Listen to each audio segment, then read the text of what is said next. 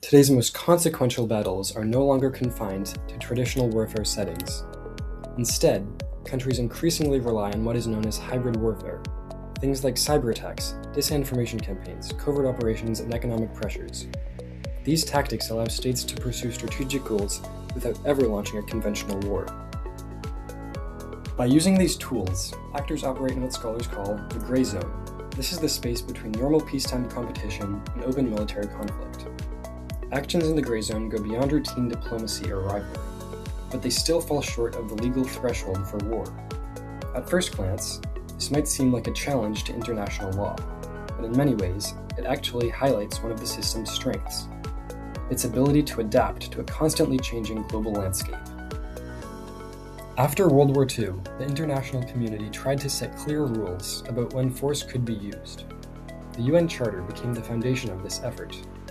Article 2.4 prohibits states from using force against the territorial integrity or political independence of another state. At the same time, the Charter recognizes that force may sometimes be necessary.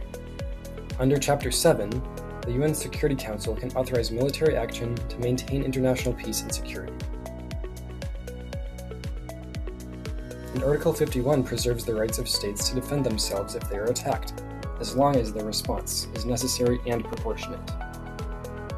So, international law draws a very clear line when it comes to the use of force, but it says much less about the actions that fall just below that line.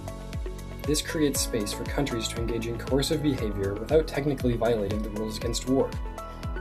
And it is precisely in this space of legal ambiguity that hybrid warfare has flourished. In a sense, the international system contains a paradox. It promotes stability while also leaving room for states to maneuver along its edges. The tensions between China and Taiwan offer a clear example of how this works in practice.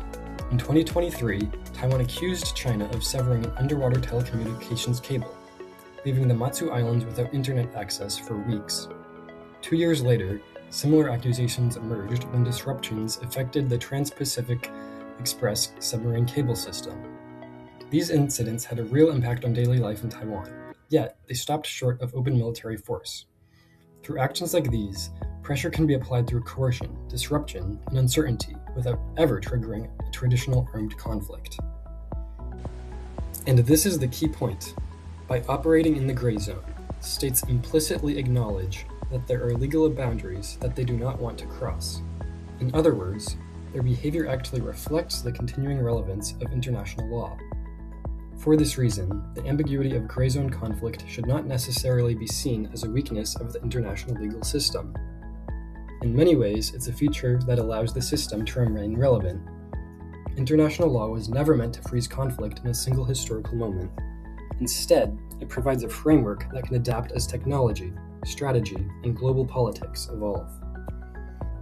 Ultimately, the existence of gray zone conflict tells us something important. States still care about legal thresholds and legitimacy.